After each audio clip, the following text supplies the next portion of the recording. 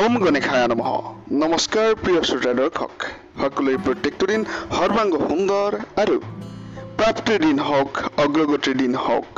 আপোনালোকৰ মনে বিচৰা বিভিন্ন আশা আকাংক্ষা বাস্তৱায়িত হওক, বাস্তৱলৈ ৰূপান্তৰিত হওক।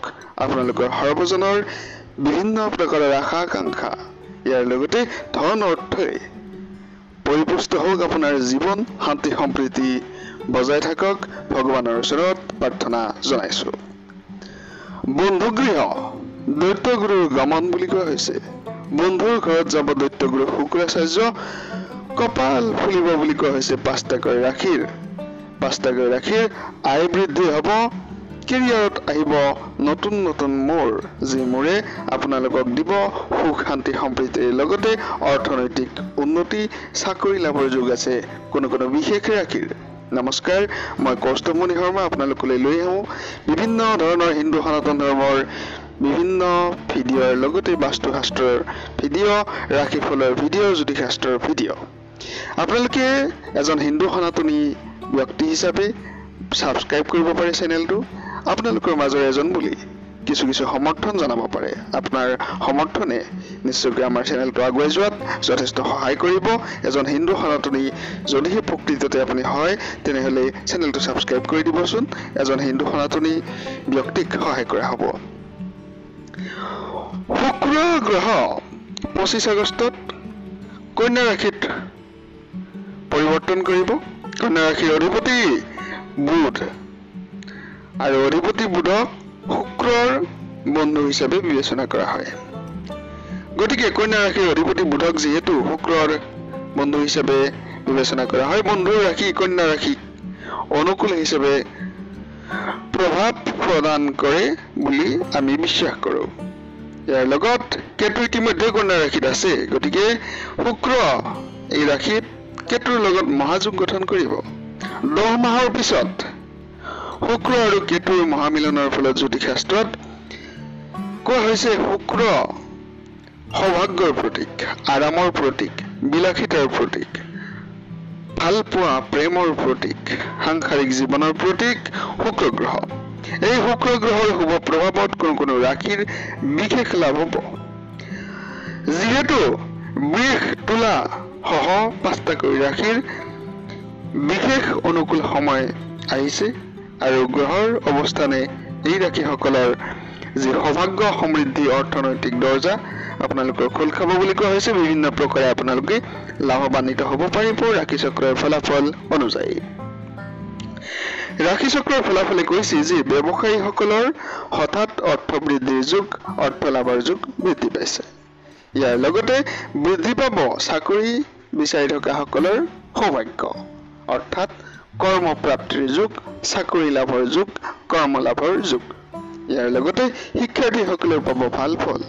ইয়াৰ লগতে পাব ধন টকাৰ বিভিন্ন প্ৰকাৰে উন্নতি, যান বাহন ক্ৰয়, বিদেশ ভ্ৰমণ, বিভিন্ন প্ৰকাৰৰ ভ্ৰমণ, শৈক্ষিক ভ্ৰমণ, অৱসৰ বিনোদন, আৰাম, এনেধৰণৰ কথাখিনি আহিব বুলি কোৱা হৈছে। এতিয়া আমি যদি ক'ব বিচাৰো সৌভাগ্যৱান ৰাশিৰ কথা, 5টাকৈ ৰাশি সৌভাগ্যশালী হিচাপে বিবেচনা কৰা হৈছে। আৰু এই 5 ৰাশিয়ে মই ওপৰত উল্লেখ কৰা কথাখিনি নিশ্চয়কৈ ফলাফল তেওঁলোকে লাভ কৰিব পাৰিব। এই ফলাফলে তেওঁলোকক দিব সৰ্বাংগ সুন্দৰ এক বিশেষ সময়, যি সৌভাগ্যশালী সময় বুলি ক'ব পাৰে। এই সময়ত আপোনালোকে যথেষ্ট লাভ পৰিয়ালৰ ক্ষেত্ৰত, যান বাহন ক্ৰয়ৰ ক্ষেত্ৰত, শিক্ষাৰ ক্ষেত্ৰত, আপোনাৰ কৰ্মস্থলীত চাকৰি বিচাৰি থকাসকলৰ বাবে যথেষ্ট ভাল খবৰ লৈ আহিছে। আপোনালোকৰ যদি কোনো ব্যক্তিগত সমস্যা আছে, মোৰ সৈতে কথা পাতিব বিচাৰে, জ্যোতিষীয় সমাধান ল'ব বিচাৰে, ল'ব পাৰিব।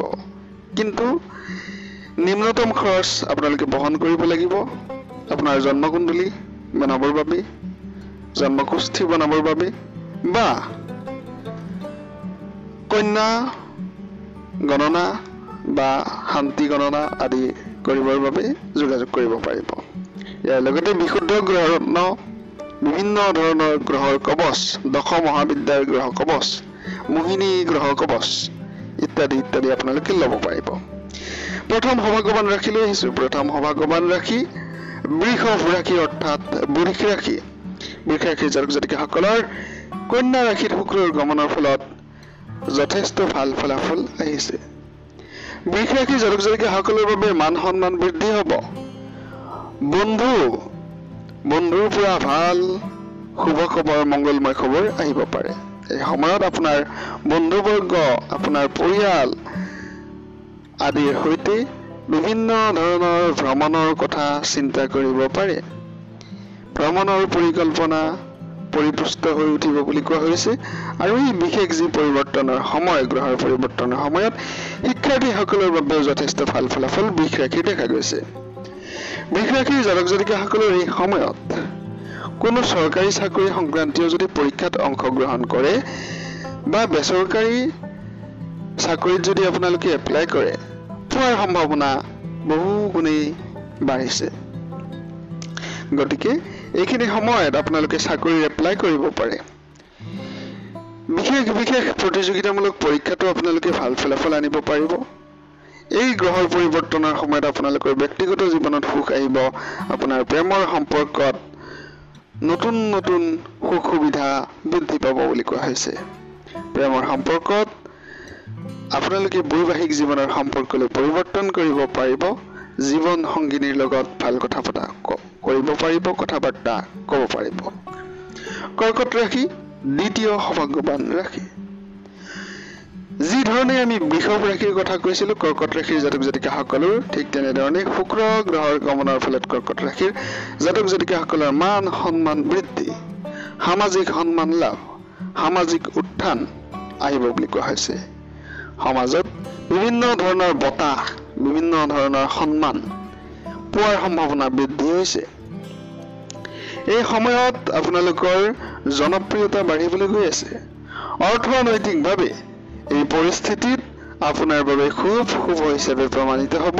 এই সময় আপোনালোকৰ বাবে বিভিন্ন উপায়ে অৰ্থ লাভৰ সম্ভাৱনা বৃদ্ধি পাইছে। বিভিন্ন ৰাস্তাৰে আপুনি অৰ্থ লাভ কৰিব পাৰিব। পৰিয়ালত সুখ শান্তি সম্প্ৰীতিৰ বাতাবৰণ বৃদ্ধি হ'ব। হাঁহিৰ পৰিৱেশ, সুখৰ পৰিৱেশ, আনন্দৰ পৰিৱেশ বিৰাজিত হ'ব। কৰ্কট ৰাশিৰ জাতক জাতিকাসকলৰ অনেক প্ৰশংসা পাব।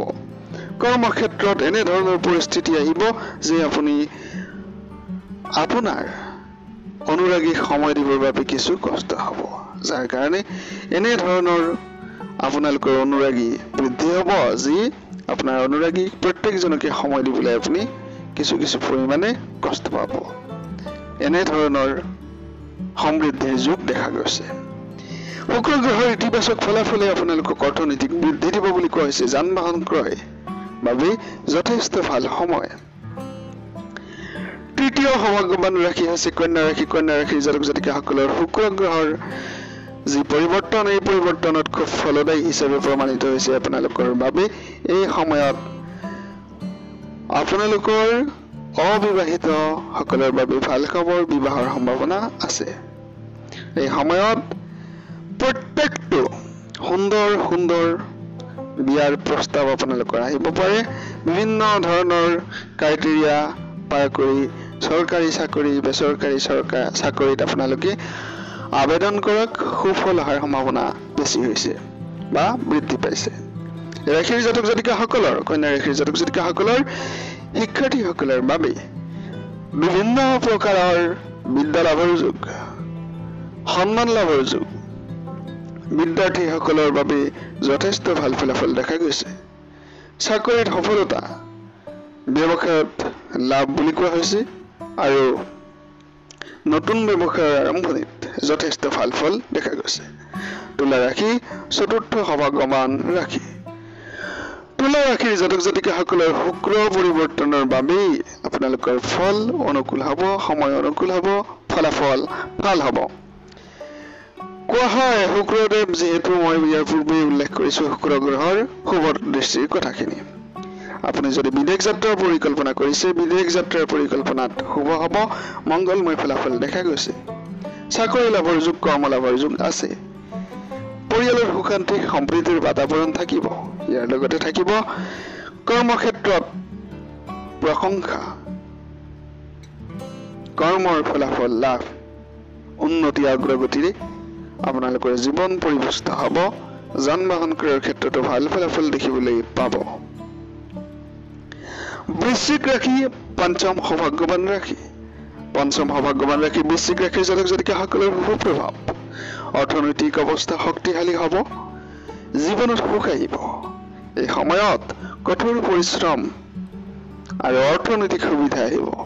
পৰিশ্ৰম যেনেকৈ কৰিব পাৰিব, সুবিধাও ঠিক তেনেধৰণে আহিব। গতিকে এই শুভ মংগলময় মুহূৰ্ত, শুভ মংগলময় ফলাফল ব্যথিত হ'বলৈ নিদিব, এনেই যাবলৈ নিদিব। এই সময় চাকৰিৰ বাবে ভাল সময়। এপ্লাই কৰক, ভাল ফলাফল লৈ আহক, সকলোৰে ভাল হওক, মংগলময় হওক। ধন্যবাদ জনাইছো। চেনেলটো ছাবস্ক্ৰাইব কৰিব, ভিডিঅ'টো শ্বেয়াৰ কৰিব বুলি আশা ৰাখিছো। ধন্যবাদ।